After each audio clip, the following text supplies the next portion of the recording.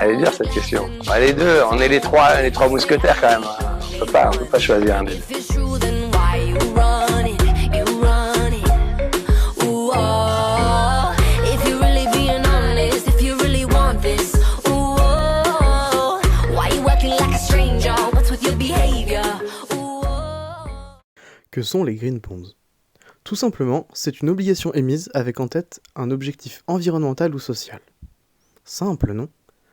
Bien que légalement, ce label n'ait aucune obligation sur les investisseurs et émetteurs concernés, il est défini par un certain nombre de principes, les Green Bond Principles.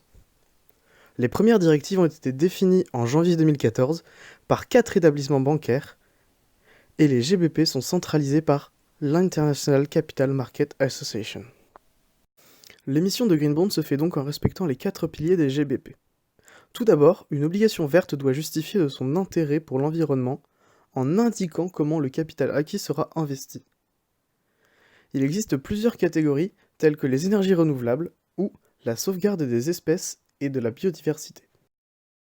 Le deuxième grand principe oblige un émetteur de Green Bond à communiquer clairement à ses investisseurs sur le process qui a conduit l'émetteur à rendre cette obligation éligible au titre de Green Bond, sur les garanties en termes d'objectifs environnementaux, ainsi que sur les potentiels risques matériels et environnementaux associés à de tels projets. Le troisième grand principe est celui de la transparence. L'émetteur doit s'assurer que les sommes recueillies contribuent pleinement au développement du projet, au travers de process internes sur les opérations et les emprunts de l'émetteur. Les GBP recommandent l'intervention d'un auditeur externe ou d'un organisme tiers pour vérifier la bonne allocation des fonds. Enfin, le quatrième et dernier pilier sera celui du reporting. Les émetteurs doivent être en mesure de faire et de mettre à jour régulièrement, jusqu'à la complétion des projets, toutes les informations relatives à ces projets. Par exemple, une brève description de chaque projet, les montants alloués, ou encore les impacts visibles de ces projets. Sur Bloomberg, on peut accéder à l'onglet ESG d'une entreprise, dans lequel on pourra en savoir plus sur son impact environnemental. On pourra également avoir une idée des critères sociaux comme le pourcentage de femmes employées. On pourra également avoir une idée des critères de gouvernance comme le pourcentage de présence au meeting de direction. L'OAT verte, Green Bond gouvernementale française, est l'obligation d'un des acteurs majeurs du secteur. Le partage des fonds se fait dans 6 grands domaines que sont le bâtiment, les ressources vivantes, le secteur des transports, celui des énergies, l'adaptation et enfin la pollution. La majeure partie des fonds sont utilisés dans le domaine du bâtiment avec 43%. L'OAT verte représente des émissions à hauteur de plus de 5 milliards d'euros. Ainsi, près de 2 milliards d'euros sont dirigés pour l'immobilier, quand les autres secteurs se voient investir des sommes plus proches de 500 millions d'euros. Ces secteurs se rapprochent pour former 4 objectifs principaux, que sont l'impact sur l'atténuation des risques et des conséquences environnementales, l'adaptation, la biodiversité et la pollution. On voit que l'investissement est le plus fort pour l'atténuation. Pour un investisseur, les Green Bonds se comportent comme des obligations classiques. On peut tout de même imaginer l'importance des sentiments des investisseurs pour l'évolution des prix des Green Bonds. Par exemple, on remarque une baisse de la valeur d'un fonds le jour du dépassement des ressources annuelles.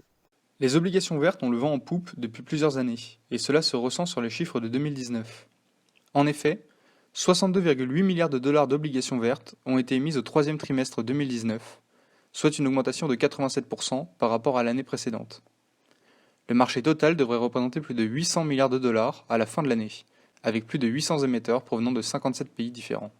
Alors que la part des entreprises et de l'ABS augmente, les parts gouvernementales diminuent. Nous avons donc 60% des obligations émises par les entreprises, contre 50% en 2018, 19% des obligations émises par les gouvernements, contre 30% en 2018, 18% des obligations émises sous forme d'ABS, contre 17% en 2018, et 3% des obligations émises par des municipalités, contre 4% en 2018. Le BTP et l'énergie représentent 60% de l'utilisation des obligations vertes. La part des transports, elle, est toujours en croissance, atteignant 20% de l'utilisation de ces obligations. Historiquement, les États-Unis, la France et la Chine sont les premiers émetteurs d'obligations vertes, et le sont encore cette année avec respectivement 35, 22 et 21 milliards de dollars d'obligations émis. Notons que si la plupart des échanges sont réalisés en euros, la Chine possède bien la plus grosse part de marché des obligations vertes, soit près de 17%. Le marché des obligations vertes croît chaque année, et sa valeur devrait dépasser 1 billion de dollars d'ici la fin de l'été 2020. En effet, la demande ne cesse d'augmenter et semble être corrélée à la prise de conscience écologique des plus grandes puissances mondiales. Si l'on regarde l'ensemble des émissions obligataires, la part des green bonds s'élève à 3% fin 2018, contre 2% en 2017. Cependant, le poids des green bonds reste très faible sur le marché obligataire, moins de 1%.